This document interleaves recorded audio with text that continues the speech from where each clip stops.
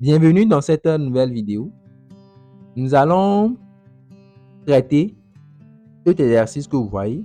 Je pense qu'il s'agit de votre examen de l'année 2022-2023, l'exercice 1 quand même, qui porte sur l'analyse complexe. On lit. Soit oméga, un nouvel connexe de C, et F, une fonction analytique, donc holomorphe. C'est quoi une fonction analytique? Tout d'abord, qu'est-ce qu'une fonction analytique? Une fonction analytique, on dit que f est analytique lorsque f est développable en série entière au voisinage de tout point de son ensemble de définition qui est ici oméga. J'écris cela formellement. Si on dit que f est analytique, ça veut dire que tout simplement, quel que soit le point z0 que vous prenez dans le domaine de définition de la fonction f, voyez-vous, il existe, vous avez un disque, il existe un réel R positif, tel que sur le disque de convergence, sur le disque de centre A et de rayon R, la fonction f puisse s'écrire comme la somme de AN facteur de Z moins Z0 puissance N, N allant de 0 à l'infini. Voilà. Où AN est une suite complexe. AN ici désigne une suite complexe. Donc, de N à valeur dans l'ensemble des nombres complexes. Voilà. Donc, c'est ça une fonction analytique.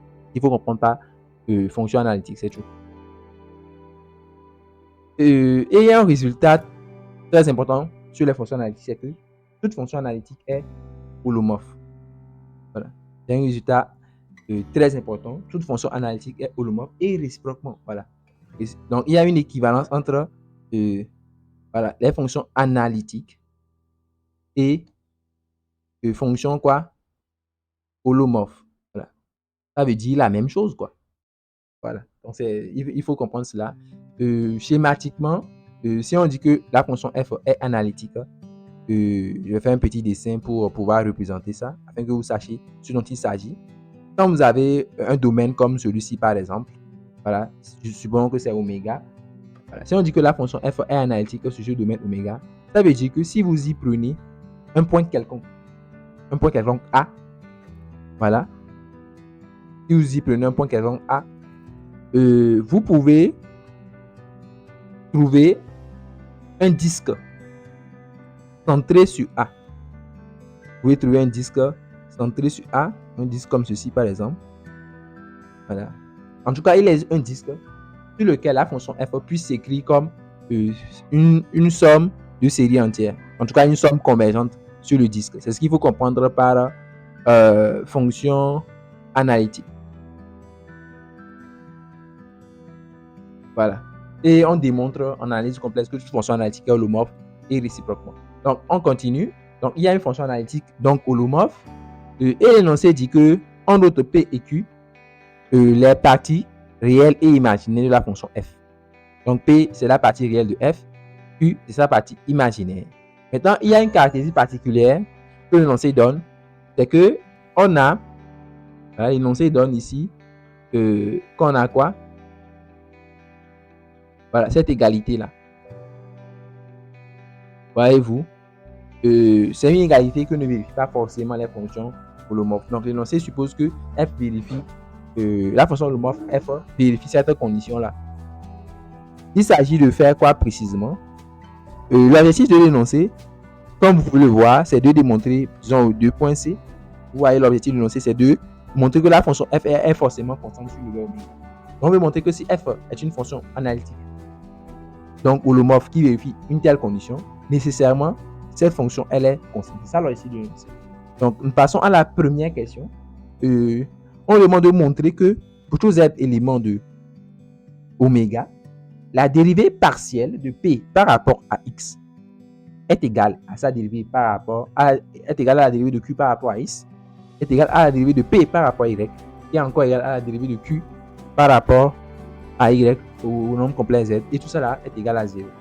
En gros, nous voulons montrer que sous ces conditions, sous les hypothèses de l'énoncé, toutes les dérivées partielles des fonctions P et Q sont comment? Sont nulles. C'est tout. Voilà, c'est tout. Nous allons le faire à cœur joie. Donc, écrivons d'abord la condition de l'énoncé. Pour démontrer que toutes les dérivées sont nulles, c'est simple. Nous allons, à partir de cette équation donnée par l'énoncé, dériver. C'est tout à fait naturel, n'est-ce pas? Donc, nous allons faire une dérivation. Donc, si je dérive cette expression par rapport à x, là, je fais une dérivation par rapport à x. Qu'est-ce que je vais obtenir? Je vais tout simplement avoir la dérivée de p par rapport à x, c'est ça, non? Évaluée en z, plus quoi? A fois la dérivée de q par rapport à x, calculée en z, la dérivée de b est nulle. B est une constante ici. Donc, ceci est égal tout simplement à 0. On est d'accord. Nous allons aussi dériver par rapport à quoi? Par rapport à y. Nous allons aussi dériver par rapport à y tout naturellement. Donc, nous allons écrire qu'en dérivant par rapport à y, nous aurons la dérivée de quoi? De p par rapport à y évaluée en z, c'est ça? Plus a fois la dérivée de q par rapport à y évaluée en z est égal aussi à quoi? À 0. Voyez-vous, j'ai un système. Mais vous devez vous poser la question, il y a combien d'inconnus? J'ai deux équations, mais j'ai combien d'inconnus? Voilà. Ici, on voit que c'est la dérivée de p par rapport à x. Donc, c'est un premier inconnu. Moi, je vois dérivée de p par rapport à x, dérivée de q par rapport à x, dérivée de p par rapport à y et dérivée de q par rapport à y comme des inconnus. Donc, ici, on voit déjà 4 inconnus. Donc, premier inconnu, deuxième inconnu, troisième et quatrième inconnu. Donc, on veut chercher 16 inconnus, noter 1, 2, 3, 4. On doit montrer que ces 4 inconnus sont nuls. C'est l'objectif. Vous savez, quand vous avez un système de 2 équations, 4 inconnus, et que vous voulez résoudre ce système, vous avez la plupart du temps un problème. Il vous faut quand même avoir 4 équations, 4 inconnus. C'est ce que nous allons chercher à faire ici. Donc, j'ai ici déjà 2 équations. Il me faut encore 2 autres équations. Si vous voulez, vous pouvez les numéroter. On va les numéroter grand 1 et grand 2. Je vais maintenant chercher à avoir d'autres équations. Mais la question se pose, comment je fais pour avoir d'autres équations? Comment est-ce que je fais? J'ai dérivé par rapport à x, j'ai dérivé par rapport à y. Vous devez vous servir tout simplement du fait que la fonction f, ne l'oubliez pas, est analytique. Donc, holomorphe, d'après le théorème que j'ai rappelé en remarque. Donc, la fonction f est holomorphe. Vous devez vous en servir. Quand est-ce qu'une fonction est holomorphe? Vous l'avez appris. Je vous rappelle en remarque le théorème. F est holomorphe. Voilà. Signifie que, mais équivaut à écrire que sa partie réelle et sa partie imaginaire sont différenciables au sens réel. Donc, première condition. Donc, je vais l'écrire. F est holomorphe. Voilà. Si et seulement si quoi? Si et seulement si. Premier point. Sa partie réelle et sa partie imaginaire sont différenciables. Donc, première des choses. Comme fonction réelle sont différenciables au sens réel, il faut bien le préciser. Donc, ceci est au sens réel. Et secondo, il faut que ces deux fonctions vérifient les équations dites de Cauchy-Riemann. C'est-à-dire que la dérivée de P par rapport à X évaluée en tout nombre complet Z doit être égale à la dérivée de Q par Y et aussi voilà, la dérivée de P par rapport à Y est égale à moins la dérivée de Q par rapport à X. Voilà. Ces équations appelées équations de baptisées équations de quoi? De Cauchy, au nom de Cauchy et de Riemann. Voilà. Donc, vous voyez, les équations de Cauchy-Riemann, en fait, ici, nous permettons d'avoir d'autres, on va s'en servir, ça nous permettra d'avoir deux autres équations. Voilà. Comment on va obtenir une troisième équation? Simple. Vous voyez, la dérivée de P par rapport à X, ici, nous allons juste remplacer cette dérivée par la dérivée de Q par rapport à Y pour avoir une seconde équation. Donc, on aura ici dérivée de Q par rapport à Y évalué en Z. Ici, on va le laisser tranquillement, c'est-à-dire ce qui reste, on le laisse tranquillement sans aucun problème. Donc ici, je le copie. Plus quoi? A dérivée de Q par rapport à X évalué en Z est égal tout simplement à combien? À 0. Je vais reprendre maintenant la deuxième ligne. Et là-bas aussi, je vais appliquer une équation de Cauchy-Riemann, n'est-ce pas? Donc, je vais remplacer la dérivée de P par rapport à Y. Et je vais la remplacer par quoi? Par moins la dérivée de Q par rapport à X. On est d'accord? Donc là, j'aurai moins dérivée de Q par rapport à X évalué en Z. Je laisse l'autre tranquillement. Ce qui me permettrait d'avoir plus quoi? A dérivée de Q par rapport à Y évalué en Z est égal à combien? À 0. Ce qui me permet d'avoir une quatrième équation. Voyez-vous, nous venons d'avoir un système de 4 équations et de 4 inconnues. Et cela ne nous effraie guère. Maintenant, il y a une petite remarque que je vais vous faire concernant ce système. Une remarque qu'il faut vite faire pour aller vite quand même. Bon, j'ai confiance en vous, je sais que vous savez tous résoudre de tels systèmes. Si nous prenons les équations 3 et 4, nous remarquons que nous avons un système de 2 inconnus. Pourquoi cela? Vous voyez que vous avez la dérivée de Q par rapport à Y, ici, qui est encore ici. Et d'autre part, vous avez aussi les dérivées de Q par rapport à quoi? La dérivée de Q par rapport à X, ici et ici. Vous voyez? Donc ça me donne un système de 2 équations et 2 inconnues. Vous voyez ça, non? Donc, je pourrais chercher à la résoudre de prime abord. Je tire la dérivée de Q par rapport à Y dans l'équation 3. Voilà.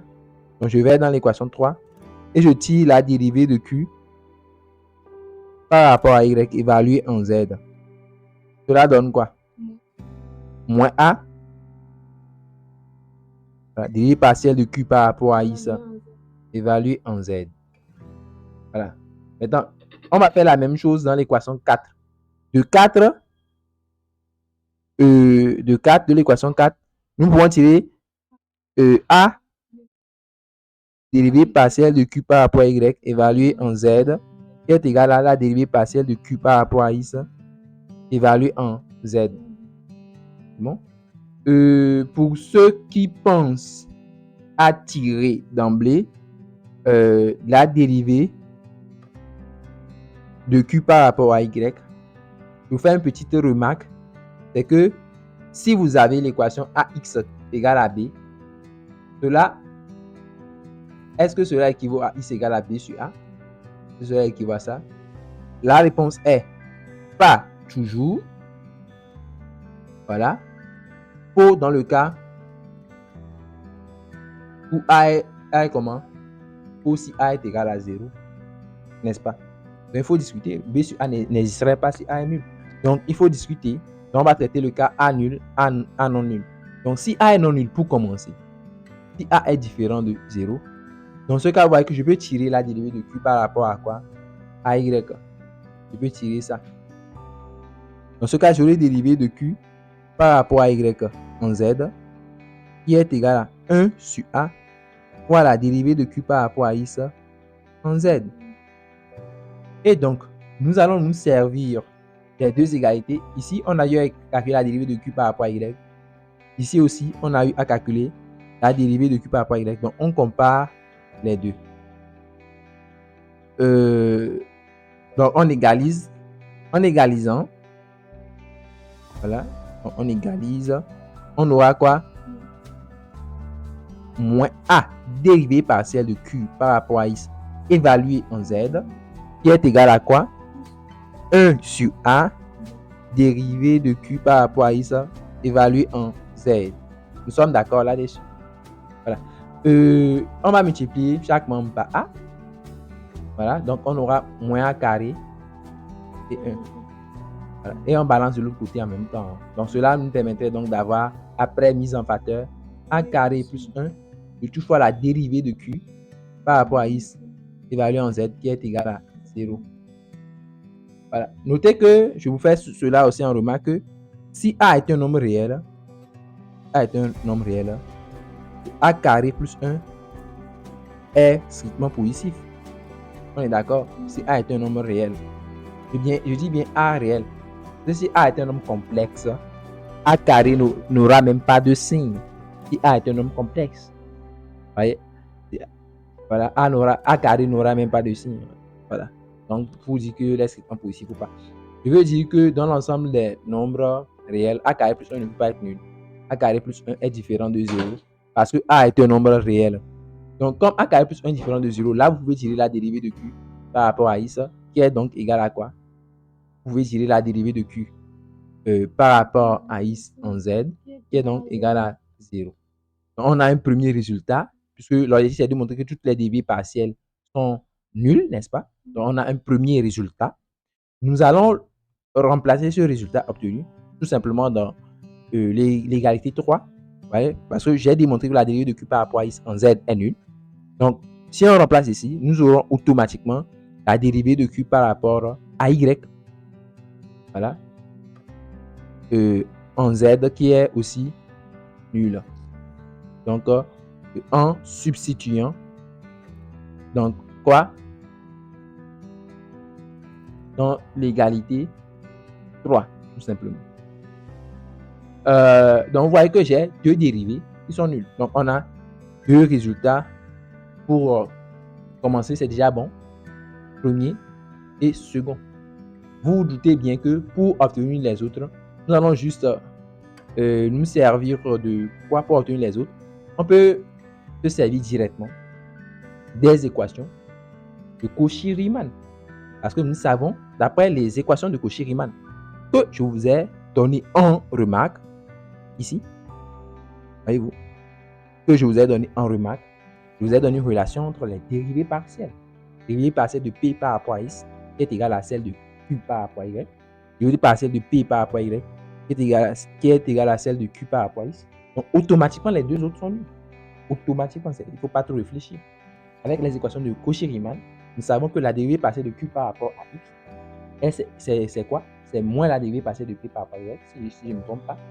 Donc, la dérivée partielle de Q par rapport à X est en même temps, voilà, d'après Cauchy-Riemann, donc cela vient directement des équations de Cauchy-Riemann, directement. Vous pouvez donc écrire que la dérivée partielle de Q par rapport à X, en fait, qui n'est autre que moins la dérivée partielle, n'est-ce pas, de P par rapport à X, à Y, en Z, n'est-ce pas, est nulle. On est d'accord?